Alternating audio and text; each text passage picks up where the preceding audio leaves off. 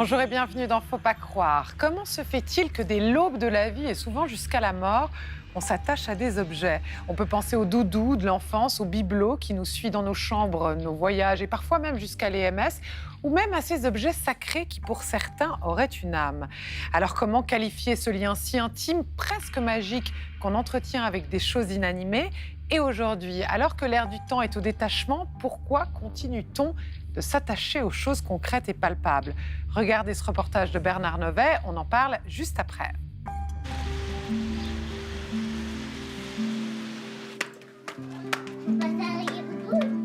C'est quoi, c'est doudou gratte-gratte? Tu le sers fort ton doudou? Comment il s'appelle? Doudou tic-tic. Doudou tic-tic, Doudou gratte-gratte et Doudou yoni. C'est quoi comme animal? Cheval. On fait en sorte qu'elle n'ait pas toujours le même doudou, mais elle en a plusieurs différents. Il y en a pour son lit la nuit et puis pour la crèche. Puis on essaie d'avoir un double comme ça si on en perd un. Tu me dis comment il s'appelle ton lapin? Gros lapin. Chacun son doudou, sa patte ou son animal en peluche. À la Galipette, la garderie de Cheseaux-sur-Lausanne, les doudous sont partout, compagnons indispensables ou presque. La vache. Ou éléphant. La plupart des enfants possèdent l'un de ces objets précieux que l'on dit transitionnels, premiers objets qui comptent, qui sont bien à eux et qui accompagnent les premiers pas. Je sais qu'il l'aime bien quand il arrive à la crèche et puis quand il va aller à la sieste, puis en cas de coup dur, quand s'il tombe ou s'il se fait embêter, juste comme ça. Maintenant. Des objets qui rassurent donc. Lors de la séparation d'avec les parents, ces précieux trésors permettent de s'accrocher à quelque chose de tangible, tandis que le parent s'éloigne. Cet objet, c'est eux qui le choisissent. Généralement, il est choisi entre 3 et 4 mois. Et c'est vraiment, oui, avec cet objet, ils se sentent vraiment en sécurité. Ils ont vraiment ce lien qu'ils ont avec la maman. Ça peut tout bêtement être un foulard, un t-shirt, qui est aussi l'odeur de la maison.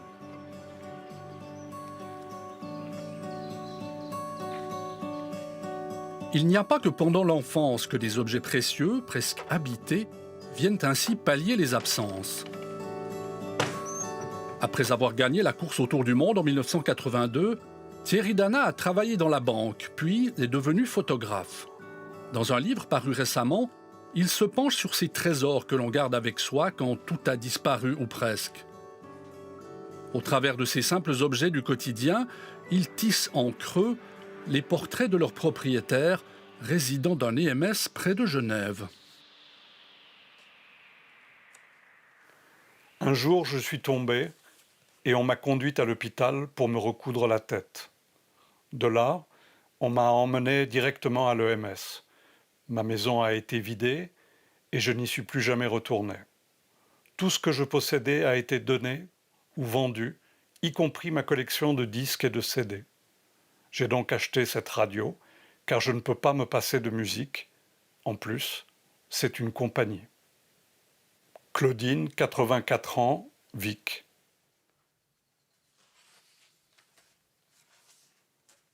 Ces objets ont de particulier qui racontent des histoires. Et c'est ce qui m'a plu dès le départ. J'adore les histoires, j'adore raconter les histoires des gens, mais simplement raconter l'intime. C'était des objets qui avaient de l'importance pour ces gens, qui contiennent des secrets, qui contiennent une mère, un père, une histoire d'amour, un pays. J'ai été très ému lorsque j'ai découvert qu'une dame qui avait presque 90 ans avait gardé le premier manteau qu'elle avait pu se payer avec son argent quand elle était venue en Suisse rejoindre ses parents. C'est un signe de fierté pour elle. C'est aussi tout ce qui la rattache à ses parents, à cette histoire d'une famille qui est déplacée, qui vient d'Italie et qui vient en Suisse pour continuer sa vie. 2 ans avant de s'intéresser aux anciens, Thierry Dana s'est penché sur la question de la migration, un sujet qui le touche particulièrement puisqu'il est lui-même arrivé de Tunisie à l'âge de 4 ans. C'est là qu'il avait senti l'importance de ces objets que les gens emportent avec eux alors que tout le reste a disparu. Travailler dans son chalet de Caux, ces clichés impersonnels prenaient alors une autre dimension. ils symbolisent d'abord le pays qu'ils ont quitté, ils parlent aussi des personnes qui sont restées sur place.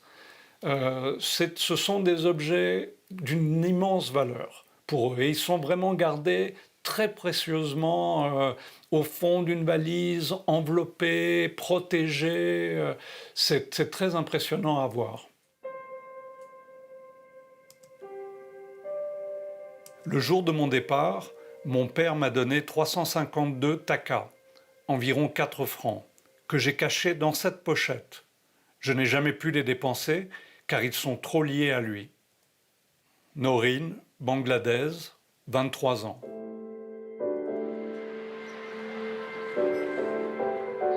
Qu'ils soient doudous, souvenirs ou trésors familiaux, les objets personnels que nous choyons tant ont toujours une nature très intime.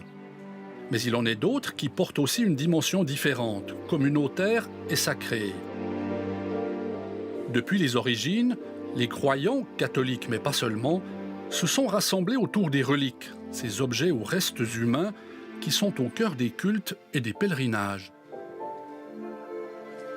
Les premières reliques qu'on a eues, c'était les pèlerins qui allaient en Terre Sainte et qui ramenaient souvent un peu de terre de la Terre Sainte chez eux.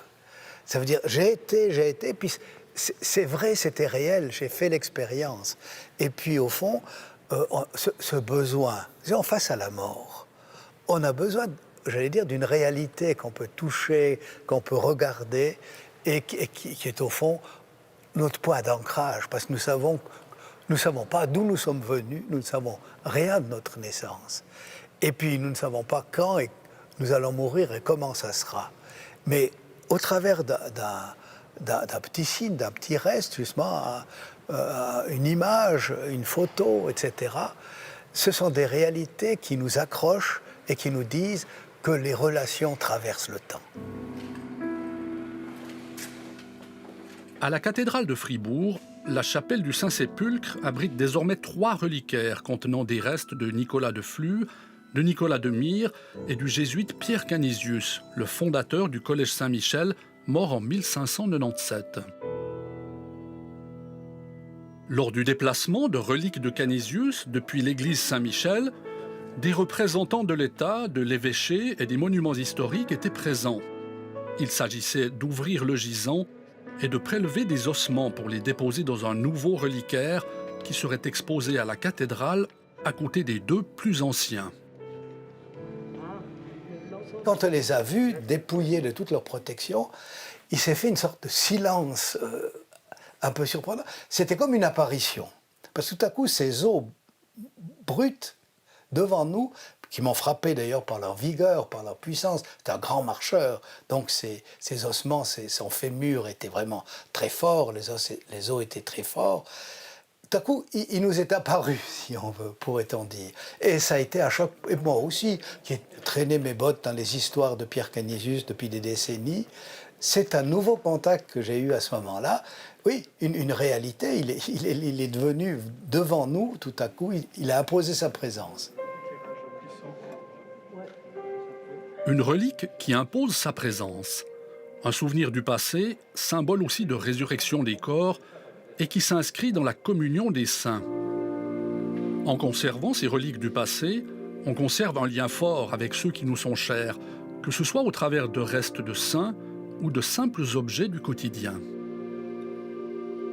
Je pense que ces objets disent à la fois quelque chose de décalé, qui a passé, et puis en même temps, ce passé devient tout à coup présent par l'objet lui-même. Mais c'est ça, la capacité de l'être humain de dépasser le temps. Nous ne sommes pas fixés, et nos anciens ne sont pas fixés à leur temps, à leur époque. Nous sommes toujours en train d'être accrochés au passé et de nous tourner vers l'avenir. Dans cet inventaire des objets qui ont une âme, il en est aussi dont il faut savoir se séparer pour se libérer du passé. Après une enfance difficile marquée à 13 ans par le deuil de son père, Marc Libeskind a hérité un beau jour de l'armoire de ses grands-parents. S'il les voyait souvent lorsqu'il était enfant, il ne garde pas un souvenir très lumineux de son grand-père, traducteur et professeur à l'université. à moi, il ne m'a pas communiqué ni l'amour des langues, ni quasiment rien. Il m'a pas donné. C'est pas comme si c'est pas le grand-père qui m'a dit tiens, je te montre. Il m'a rien montré. J'ai même plutôt senti que j'étais le mouton noir dans cette famille. Ils ont emmené ma sœur, par exemple, dans des voyages. Ils ont pris ma sœur, mais pas moi. Donc, quelque part, quand on est laissé sur la touche, on est laissé sur la touche. Devenu adulte, Marc voyage, déménage plusieurs fois avant de se marier et d'avoir des enfants. Il stocke son armoire dans un appartement qu'il loue, puis sur un balcon où le vieux meuble prend la pluie. Mais lors de son tout dernier déménagement, il prend une décision plus radicale encore et jette son armoire à la déchetterie. C'est un peu un coup de tête comme ça. Au moment où je l'ai mis dans la benne, j'ai ressenti une profonde joie. C'est comme un cordon ombilical, c'est une espèce de détachement par rapport à des objets qui sont quand même les choses qu'on reçoit de ses grands-parents ou de ses parents ou n'importe quoi, ont quand même un poids symbolique important. Et c'est tout le symbole qui partait dans la poubelle.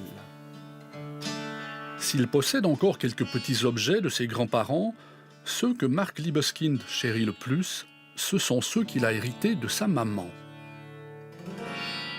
J'ai pas pu récupérer tout ce que j'aurais aimé récupérer, mais j'ai un bel objet, là, un tableau qui est juste là. Et ça, c'est un de ces tableaux. J'en ai encore quelques autres aussi. Il me plaît beaucoup. Et j'ai des photos aussi de ma maman, heureusement. Et des vidéos.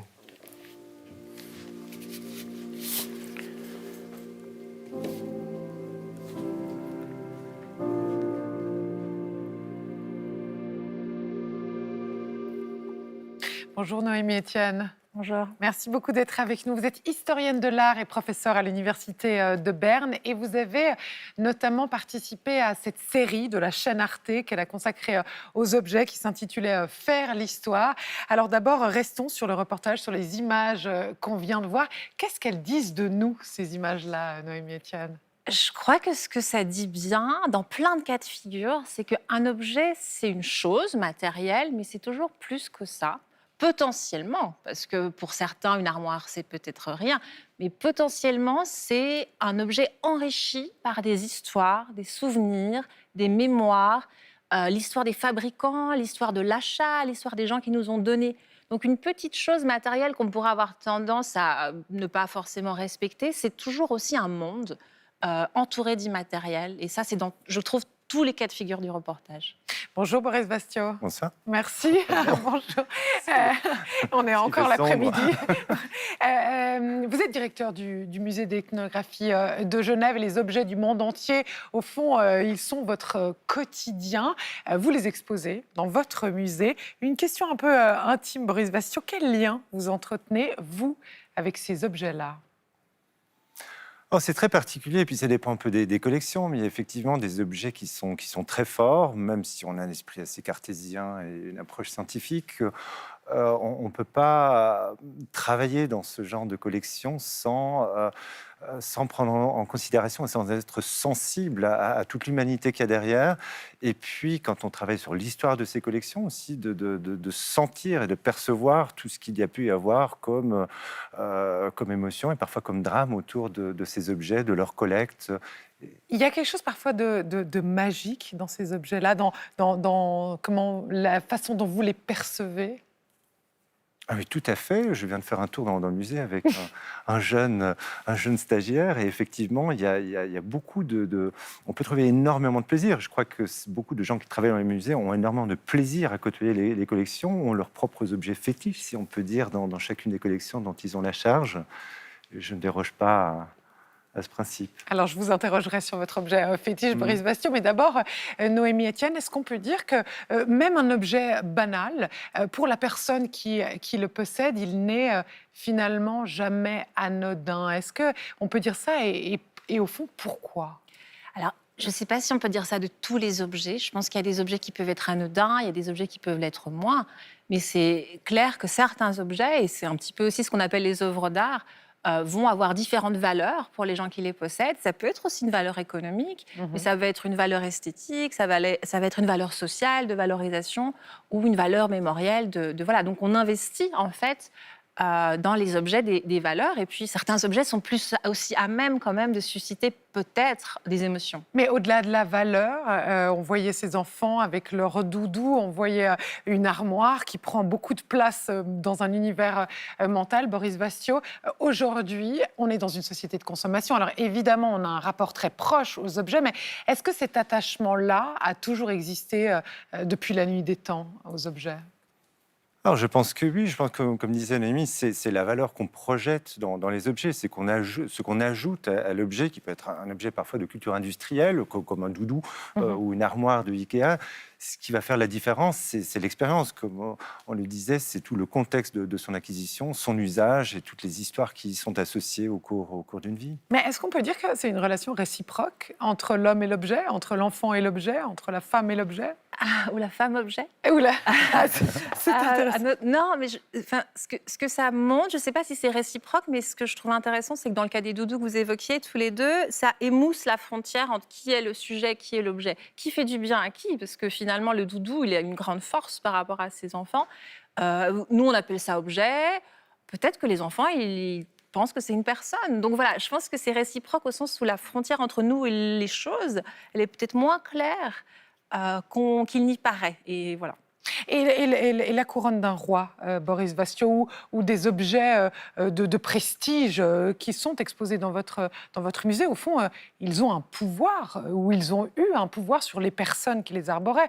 La couronne fait le roi, parfois. Certainement. D'ailleurs, un de mes objets fétiches que j'ai regardé encore aujourd'hui, on y vient. Que malheureusement je ne peux plus manipuler parce qu'il est dans une vitrine bien fermée depuis longtemps, c'est un sceptre africain de l'ethnie Chokwe du nord-est de l'Angola, et c'est vraiment un symbole de pouvoir. C'est un sceptre comme on en trouvait en Europe, que pouvait porter le roi, qui symbolisait son pouvoir et qui pouvait déléguer ou confier un messager qui allait faire exécuter ses ordres. Et l'apparition de ce sceptre impliquait que tout le monde allait obtempérer et respecter la voix du chef. Et il se fait que cet objet a une histoire tout à fait particulière, c'est qu'il est arrivé à Genève par l'intermédiaire de Adrien Conan Doyle, le fils de Arthur Conan Doyle, avec qui il partait à la chasse au gros gibier en Afrique. Et cet objet a été ramené du Mozambique, alors que c'est un objet d'Angola.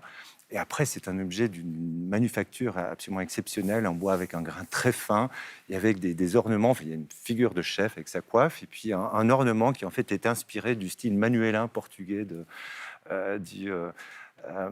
beaucoup plus ancien. Donc c'est votre objet préféré? C'est un des objets préférés. Et si on parle un petit peu des objets sacrés, on l'a vu dans le reportage, et il y a ces objets qui sont au cœur des religions. Une question pour vous deux, pourquoi est-ce que la religion, qui a trait évidemment à la transcendance, à l'immatériel, pourquoi est-ce qu'elle a besoin d'objets? C'est une vaste question. Moi, ce qu'on peut dire, en tout cas la question que je poserais, c'est d'abord, est-ce que c'est vraiment des objets? Quand on parle de reliques, on parle peut-être aussi de restes humains. Donc voilà, ça va être les reliques corporelles. Hein. Et puis ensuite, on voit qu'il faut matérialiser. C'est-à-dire qu'on a, bien sûr, on a la relique, mais après, on va avoir dans le culte catholique, par exemple, le reliquaire. Et puis ensuite, on va avoir l'Église. Et puis ensuite, on va avoir l'évêque. Donc on ne parle pas juste d'une chose, mais on parle d'un dispositif, en fait, qui est là pour prouver l'existence du récit narratif biblique et puis au final l'existence de Dieu, parce qu'il faut quand même la prouver. Boris Bastio. Mais par exemple, au Mecque, vous pouvez voir des reliquaires de l'ethnie Fang du Gabon qui ont été ramenés ici par le pasteur Fernand Grébert. Donc des reliquaires qui contiennent, et on en a un qui contient encore des ossements. Même principe, des ossements des ancêtres dans la voie de la filiation. conservé dans un objet lui-même, qui était dans une sorte de chapelle, souvent on appelle pas c'est une chapelle, mais dans un lieu de culte, lui-même avec un prêtre, donc également tout un dispositif. Et là, avec des ossements qui sont, on peut le terme métonymique, qui sont un lien direct qui permet de se relier aux générations précédentes. Et cet objet est particulièrement important dans nos collections parce que c'est le seul reliquaire Fang que l'on connaisse au monde, pour lequel on a une indication précise sur son origine et pour lequel le pasteur avait récolté le nom en fait des ancêtres des gens qui le possédaient, qui sont donc les ancêtres présents dans ce reliquaire. Mais si je vous entends bien tous les deux, c'est-à-dire aussi que l'objet fait le lien à la fois entre le passé, le présent, peut-être l'avenir, mais aussi dans l'espace.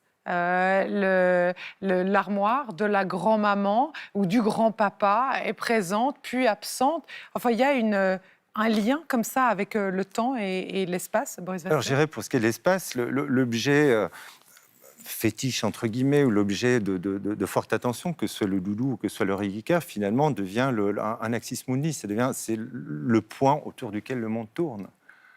Les générations et l'espace, tout se concentre autour de cet objet que l'on chérit ou que l'on révère. Noémie Etienne, le temps et l'espace? Oui, je dirais aussi le corps, parce que ces objets, comme on les appelle, ils sont activés.